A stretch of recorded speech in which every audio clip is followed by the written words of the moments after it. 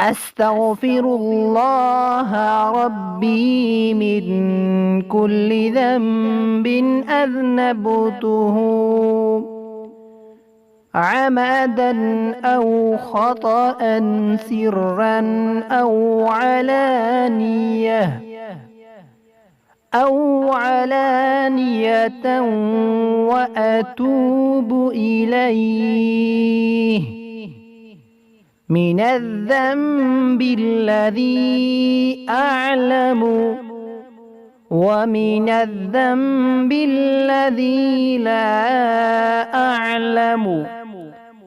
إنك أنت علام الغيوب